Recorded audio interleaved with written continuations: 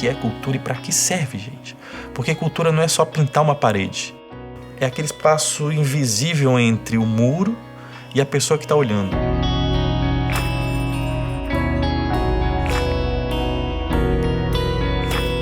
Porque eu sou um artista, mas a gente quer cultura. Eu faço arte para gerar cultura. E muitos artistas perderam essa noção. Eles têm a noção de que porque eles sabem desenhar, ou sabem fazer uma música, ou sabem pintar, eles pintam, desenham e fazem música. Mas na verdade a gente faz algo para gerar cultura. Porque cultura é a única coisa que vai salvar. A única coisa que vai salvar. Obviamente um médico te salva. Se você quebrou uma costela, cultura não vai te salvar. Se você quebrou um braço, não adianta ir numa exposição. Você vai sair com o braço com dor e tal. Então assim, vai pro hospital. Agora, se você tá inteiro, cara, cultura. Não tem outra salvação, né? É um negócio lento, demorado, pouco a pouco, que se a gente não fizer coletivamente, não tem solução.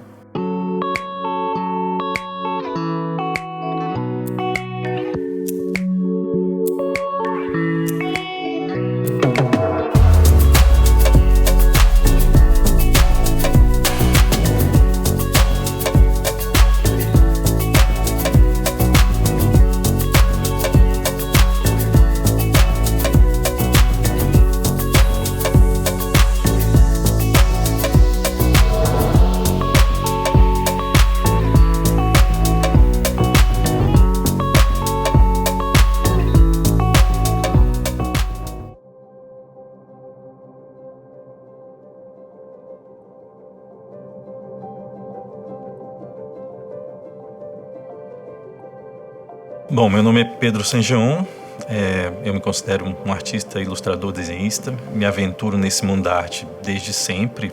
É uma coisa meio que...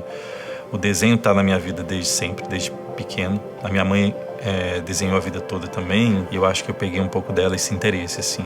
Ela pintava também em casa, eu sentia o cheiro da tinta, né? Então, assim, eu acho que tem alguma coisa ali no cheiro da tinta, na forma de fazer os desenhos, a imagem, que me atraía muito, assim. E aí eu fui crescendo nessa, de ser desenhista, né? Então, no colégio você desenha para todo mundo, né? Aquelas coisas. E aí, na época de fazer, prestar vestibular, terminei escolhendo artes por uma amiga, que hoje é uma amiga também, artista, que me ajudou na hora da inscrição, assim. Ela falou, cara, eu faço artes visuais, vem aqui amanhã, deixa a sua ficha aí, não faz a inscrição agora, vem amanhã, eu te apresento no Instituto de Artes e aí você decide.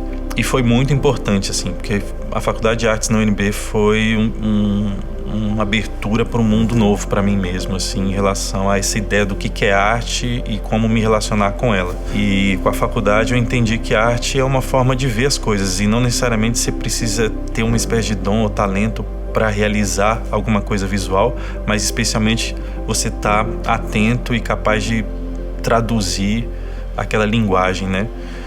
Usar aquela linguagem visual para traduzir o mundo, para traduzir as coisas. Mas eu acho que afeta todas as minhas áreas de vida, assim. A forma de pensar como artista, assim, né? Olhar o mundo como artista.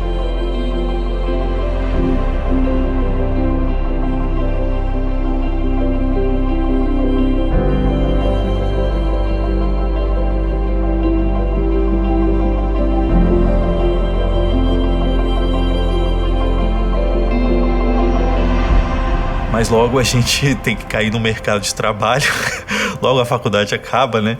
Você sai da casa dos pais, você tem contas para pagar, boletos, e aí o espaço de experimentação, se você não tem um grupo de pessoas, um coletivo, um país que sustente a cultura e valorize seus artistas, é muito difícil você continuar um artista experimental, que era o meu grande sonho, assim.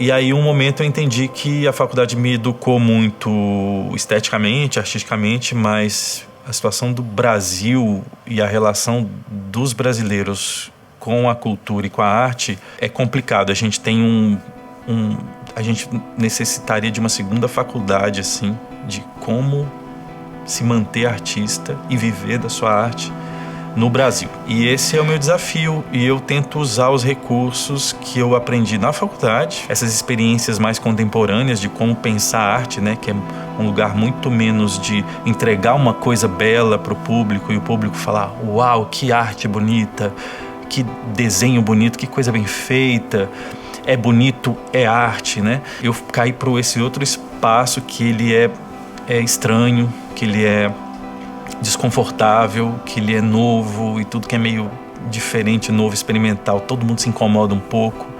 Só que é a partir desses movimentos que a gente vai expandindo nossa percepção de mundo e de ser humano, né? Das possibilidades que a gente tem como humano. Se você pega um atleta do futebol e um atleta da Olimpíada, da ginástica, você vê um comportamento e um raciocínio de vida totalmente diferente. O futebol, a gente usa muito esse termo também do talento, né?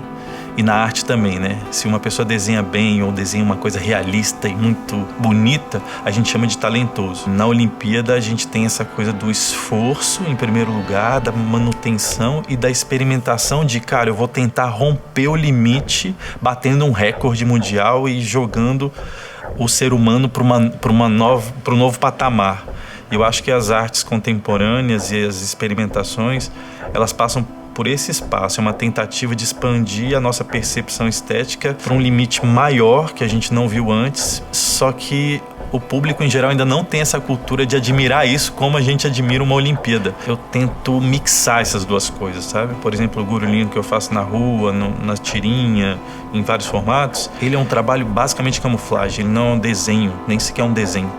Ele é uma espécie de camuflagem dentro de uns clichês muito confortáveis, principalmente para o brasiliense, porque eu sou daqui, eu represento a cidade, o trabalho é daqui, então ele é daqui para o mundo, e trazer esse mix de clichês onde as pessoas possam rapidamente se identificar, se sentir confortáveis ali. E aí por trás tem uma mensagem, o desenho faz alguma coisa, e a cultura dele durante os anos, porque ele sempre foi um projeto para mim que ia durar muitos anos. Quando eu comecei ele, eu já entendi que tinha pano para manga ali, que era uma coisa que eu ia fazer gradativamente como parte da vida das pessoas, né?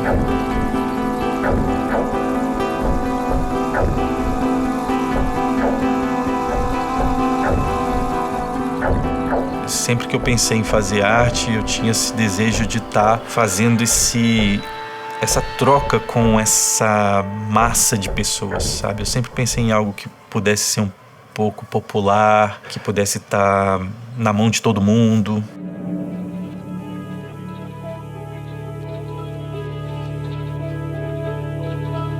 Que furasse um pouco essas bolhas sociais e de status, né, de hierarquia, extrato social mesmo, de grana e tal, e que pudesse estar na mão de todo mundo. Tem gente que reclama comigo, fala que o trabalho devia ser um pouco mais rebuscado, que poderia, que tem chances, o quê?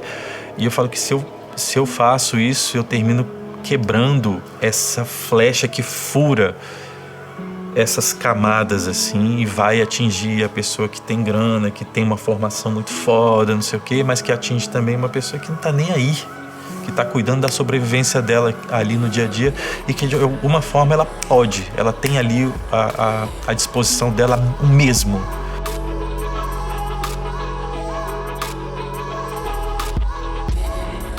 O legal do muro é porque ele te permite realizar um trabalho grande, completo, de uma forma muito rápida. O spray é uma ferramenta realmente revolucionária assim, para quem quer fazer alguma coisa na rua, né? As pessoas na rua elas estão passando ou de carro, ou de ônibus, ou a pé, ou de bike, enfim, mas rápido. E a quantidade de informação é sempre muito grande.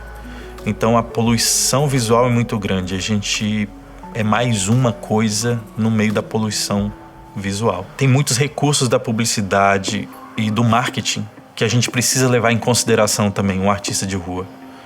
Então a gente tem que estudar isso também. Afinal, o que a gente faz como artista de rua? Eu me sinto também um publicitário ilegal, com mensagens ilegais, anticapitalistas muitas vezes, anti-sistema, né? Anti esse rolo compressor, assim. É uma tentativa de dar um respiro e que com esse respiro a pessoa consiga dar uma chacoalhada e se organizar melhor. considerando que isso é uma profissão, a forma de lidar com a profissão é completamente, absurdamente diferente, assim. Porque a gente tá num dilema constante, eu tô numa espécie de agonia constante. E a gente tem que tentar tirar o proveito disso. Eu tento tirar proveito e devolver essa espécie de agonia para as pessoas de uma forma camuflada, gostosinha, simpática, empática, através dos personagens que eu vou desenhando. Então eles têm uma coisa de fazer as pessoas se aproximarem através do desenho, da estética da coisa, e convidar elas a ficarem pela reflexão e tal. A gente toca pessoas sem mexer.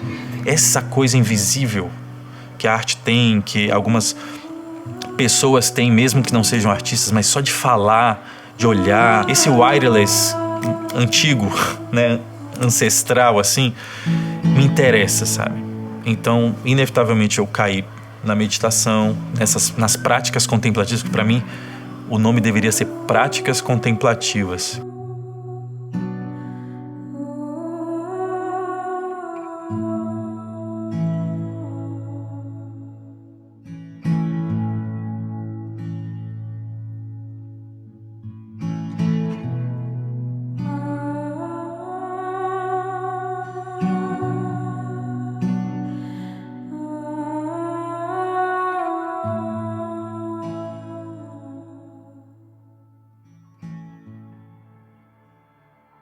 Eu fui para Barcelona com 2 amigos artistas, a gente foi fazer um projeto que a gente estava fazendo aqui, que chamava Cinemúsica. E aí foi lá que, depois de muita ralação, eu comecei a fazer umas aulas de yoga para dar uma desestressada e tal.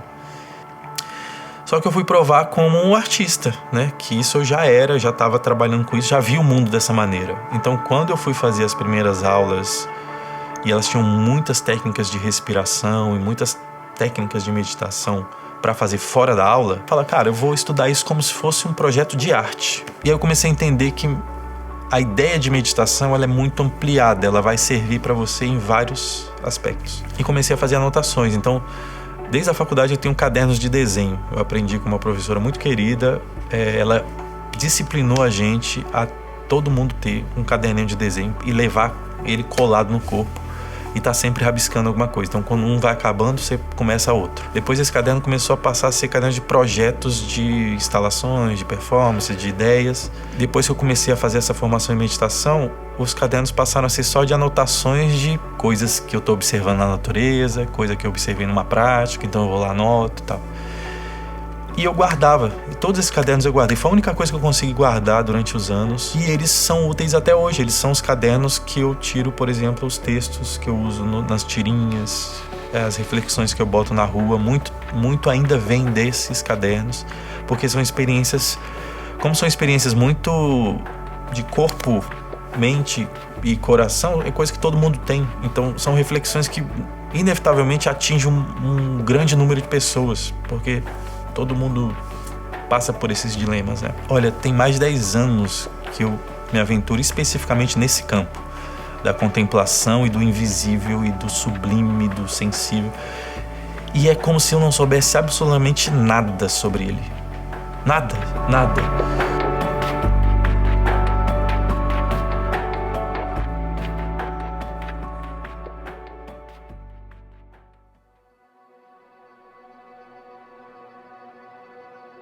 O muralismo na rua já é uma espécie de Instagram analógico, né? Então, o raciocínio do trabalho do grafiteiro na rua, desde os primórdios, é o mesmo que a gente tem quando a gente usa o Instagram para postar. É o mesmo. A gente quer views, a gente quer compartilhamento, a gente quer que as pessoas falem se elas gostaram, se elas não gostaram. Então, os mesmos recursos que a gente recebe de feedback do Instagram, a gente quer na rua. Então são 2 plataformas que conversam muito bem. E apesar de ter infinitas críticas com plataformas como o Instagram, sinto que para mim foi uma das partes importantes de borrar atravessadores entre eu, artista, e cliente ou público. Então hoje eu converso diretamente com quem tem interesse com o meu trabalho. A pessoa me escreve e fala, eu quero o seu trabalho. E eu vou lá e falo, toma aqui meu trabalho. E essa parte me interessa muito porque a gente, nos microespaços, individualmente, a gente consegue se mover com certa fluidez maior, com uma maior independência também, no sentido de poder dar conta de ser independente, de ser um artista independente, né? Isso me interessa muito, mais do que ser um artista de galeria, ser um artista independente. A primeira vez que eu comecei a ter uns posts viralizando, é impressionante se você transforma isso em pessoas de fato, né? São maracanãs cheios, né? Vendo aquele desenho. Então isso é muito impactante e muito recente, né?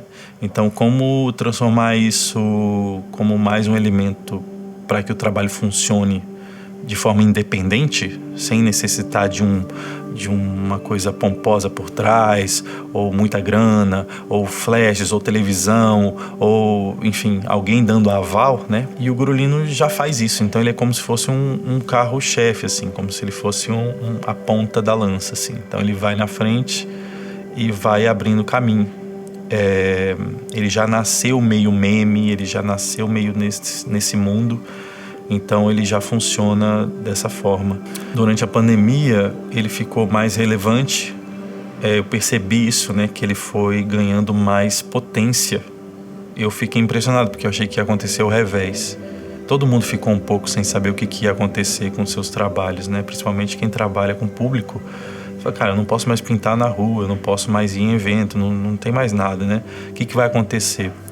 E eu lembro que gradativamente, dia após dia, a conta ia ficando mais relevante e envolvendo mais as pessoas. E eu fui vendo que, por uma questão de que não era só uma questão de um desenho, né? Não é só porque as pessoas estão mais na internet, mas é a questão do conteúdo mesmo também, né? Então, não é só o fato de ser um desenho, uma tirinha, mas é sobre ser um desenho, uma tirinha sobre temas que são reflexivos e introspectivos.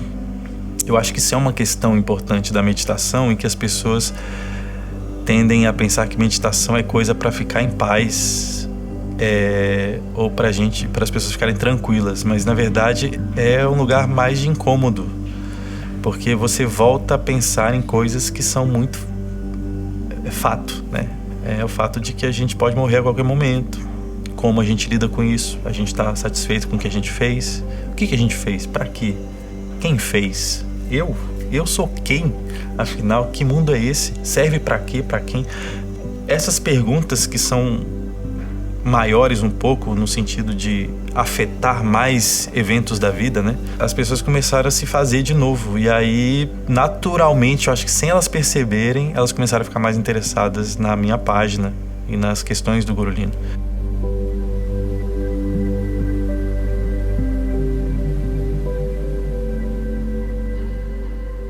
Eu acho que a gente, como brasiliense, quem nasceu aqui, finalmente tem nas mãos assim a experiência de crescer na cidade e poder falar, não, Brasília é assim. Eu agora tô podendo falar, cara, olha, a minha experiência de vida foi, né, minha infância foi assim, muita grama verde, muito mármore branco, muito céu.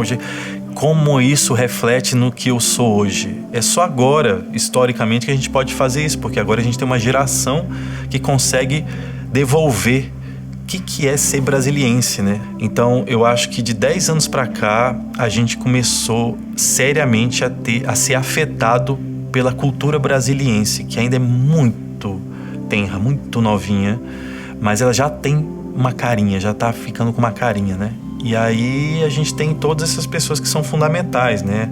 Os artistas, os produtores culturais, as pessoas que estão por trás gerindo e incentivando. Então, eu acho que a economia criativa de Brasília, ela também surgiu com força de 10 anos para cá, no sentido que começou a ser mais autêntica de fato. Então, o dinheiro também começou a circular mais aqui dentro, porque até então, como a cultura era de fora, ele também transbordava para fora, né? E a gente virava consumistas e não produtores, né? Então, acho que é uma coisa recente que a gente ainda está aprendendo como ser produtor de cultura. Por isso que eu friso tanto essa coisa da cultura, porque eu acho que eu tenho uma afobação com isso, que eu acho que já era hora, já é tempo, né? Na minha área, muitas pessoas estão podendo ter esse sonho de viver de arte por causa desse movimento coletivo cultural que vem rolando de 10 anos para cá, que as pessoas começaram a aceitar e valorizar o que é daqui e fazer o que é daqui ficar aqui para quem é daqui. Quando a gente começa a entender que fazer cultura é apoiar o artista local, né, e dar chance que ele acredite no trabalho dele e desenvolva num patamar de atleta, assim, quando você fala, cara, eu consegui furar aquele estado mediano de produção e ir para um nível de qualidade alto, único, isso faz a diferença, isso faz história, né? Marca história. Eu não sou o melhor no que eu faço, mas as pessoas me procuram porque eu sou único no que eu faço, sabe? Tipo, as coisas que eu faço têm muito a ver com a minha história de vida. Ninguém pode fazer o que eu faço. E às vezes isso é uma pressão pra mim, que eu falo, mano, eu tenho que fazer, porque senão ninguém vai fazer, né? Porque só eu vivi essas coisas, só eu vivo da forma como eu vivo. E isso é um incentivo. Eu falo isso no sentido não de me destacar como me diferenciar, mas de me igualar no nível. Cara, hoje você, artista que quer participar da economia criativa local, ao invés de você ficar pensando em atender todos os clientes ou fazer tudo que todo mundo faz, tenta encontrar o que é único no seu trabalho, porque o mercado começa a estar preparado para o que cada um tem a oferecer. A gente precisa dessa diversidade, assim. Você não vai ter todos os clientes, você não vai participar de tudo. Mas é mais importante que você seja chamado porque eles querem você. Porque o que você oferece, só você pode oferecer. Não sempre, não toda hora, não em todos os lugares, porque tem vários outros artistas únicos fazendo suas coisas. Mas tem uma coisa que só eu faço e aquilo faz parte de Brasília. Isso para mim é o tesouro, o grande tesouro, assim, a grande satisfação de falar, cara, beleza, eu não fiz o concurso, não sou funcionário público, não tenho uma vida estável, mas o trabalho que eu faço hoje, o que as pessoas me dizem é que ele faz parte da história da vida delas e da cidade de Brasília.